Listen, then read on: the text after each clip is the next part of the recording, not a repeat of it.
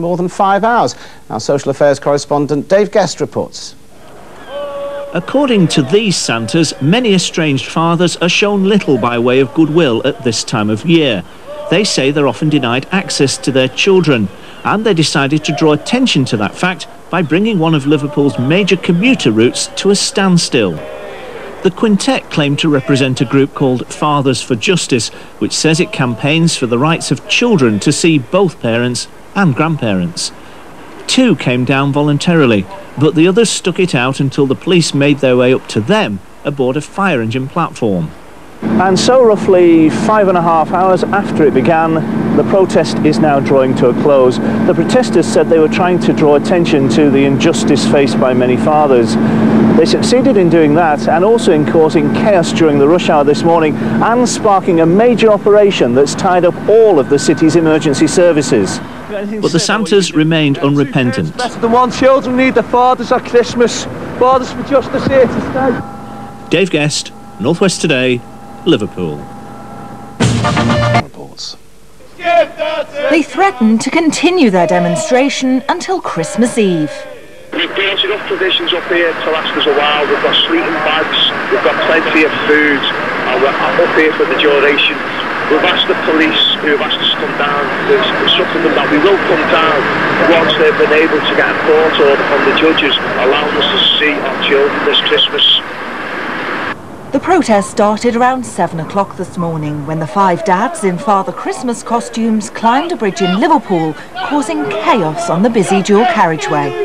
Come Christmas Eve, by Christmas Eve there'll be at least 500, maybe more children who will lose access to the parents, and all we want is a change in the law. We're being nice and peaceful, as you can see, and we just want a change in the law so that we can have our children come Christmas. Rush hour traffic in the city centre was gridlocked for hours. 2 men came down voluntarily and later the protest was ended. The remaining 3 demonstrators led away. Police say 5 men are now being questioned over obstruction of a public highway. As correspondent Dave Guest reports. Could it have been ended more quickly? The difficulty that we really had was getting something about fathers. They've obviously got to do without inconveniencing me trying to get to work. They've picked the right time of year. I've got every sympathy for them. I'm a single parent myself and I know what it's like, so... But the Santas remained unrepentant. Better than one. Children need their fathers at Christmas. Fathers for Justice here to stay. Dave Guest, North West Tonight, Liverpool. Well, joining me now from London is Glenn Poole from the group Fathers for Justice. This morning, the Santas protest caused traffic chaos. The police and fire service had to be called out. So, Mr. Poole, would you really consider that today was a success? Well, this is a major social and civil rights issue, and I certainly have every sympathy for those caught up with in the traffic jams. But let's be clear about this. You know, there is huge injustice and inequality in the family law system. It's a problem that won't go away. It's a problem that needs to be addressed. And when there are desperate fathers out there who feel they have no other way of expressing their concern and their dismay, well, then there's going to be more protests like this right across the country in 2004. But I think a lot of people would agree with perhaps your objectives, but it's the way you go about it by causing such chaos. You're surely just alienating the public. Well, the suffragettes didn't get the vote by asking nicely. We remain peaceful, we remain humorous, and we will continue to pursue a campaign that puts this issue right at the heart of the political agenda. Well, you say you want to be humorous, but I don't think there were many people laughing in Liverpool when they were sitting in their cars this morning.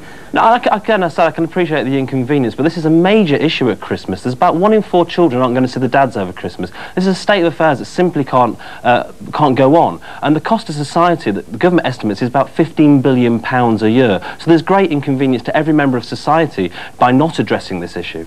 But isn't there a less disruptive way, perhaps, of protesting without actually causing such chaos in rush hour? Well, we've had over 50 local and national protests in the last year, and only 2 have actually followed this method. And those 2 have gathered the most coverage and sparked the most debate and actually put the issue at the heart of the media attention. I think the media has to take some responsibility here for not covering 100 Father Christmases peacefully marching through Liverpool last week, but being straight there with the cameras the moment 5 guys go up on a road bridge. So what change of law are you actually looking for? Well, we're looking for a law which promotes the notion that children should have an ongoing relationship with both parents. This is the intention of the 1989 Children Act, but it's not being upheld by the courts, and we need radical reform to ensure that people really embrace the notion that mums and dads are both important to kids. Mr. Paul, thank you very much for joining us. Thank you. Specifically about what this protest is about, what are you actually looking for the government or the courts to do for you? What we're looking for from this government, and we're looking for the past 12 months, is an immediate legal presumption of contact and a starting point where both parents are treated equally by the family courts. That means starting with a 50-50 presumption of contact between mum and dad. Why? What's happening at the moment? At the moment, roughly speaking, 100 children every day are losing partial or total contact with their fathers in the family courts, largely because court orders are broken, flouted with impunity by recalcitrant mothers.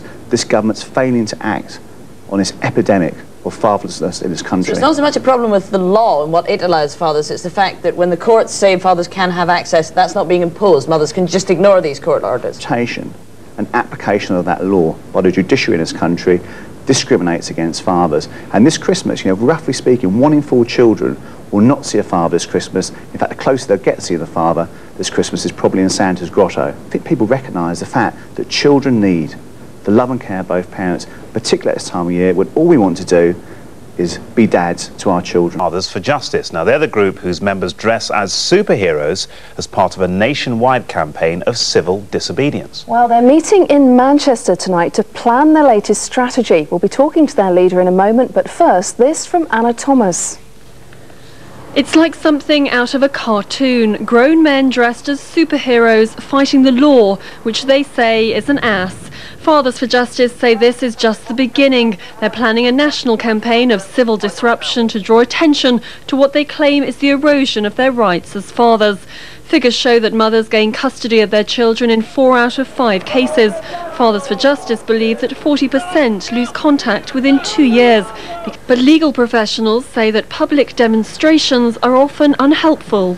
Is that they have a very black and white view. Some of their information is completely accurate. The courts and the family lawyers working within the courts are a waste of time. Tonight, the group are meeting to plan their next move. The Labour Party Spring Conference in Manchester next week could be a prime location to gain maximum publicity. Well, joining us is the leader of Fathers for Justice, Matt O'Connor. First of all, if you ask most children who they would prefer to stay with, they would say their mum, wouldn't they, if a couple split up? I think that's a very unfair question. I think this is a really simple issue. It's about, if you're a child, 2 people that you love. One person called mum, one person called dad.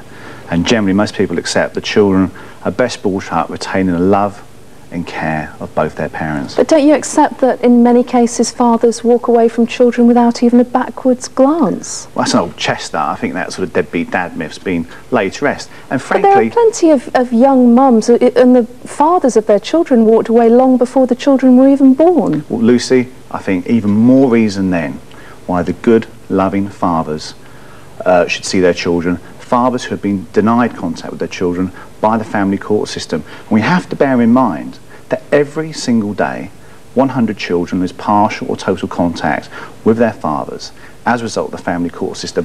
That's 20,000 children in the next 6 months forcibly removed from their fathers. It's a national scandal, and Fathers for Justice is taking to the streets to put an end to this grotesque law.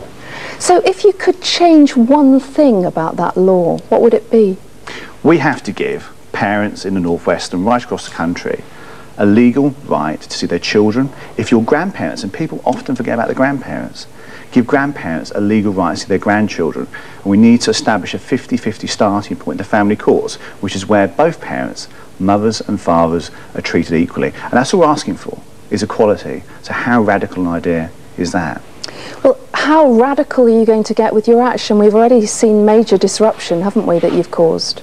Yeah, I mean, a couple of weeks ago, we obviously had 6 simultaneous protests across the country, what we would describe as a spontaneous rising of superheroes climbing gantries, cranes, but buildings. I wonder how seriously people are going to take you when you're dressing up as cartoon characters. Well, I think the whole point about using superheroes as a theme is because one of my kids said to me one night, that dad's been sort of superheroes, and I think every father is a superhero to his children, and we keep a bit of humour in there because it's a desperately tragic story that we're trying to tell, and keeping the humour in there makes it light-hearted, but at the same time helps us highlight the cause. And what I'd say to you is next week, look out for superheroes coming to the skyline of Manchester.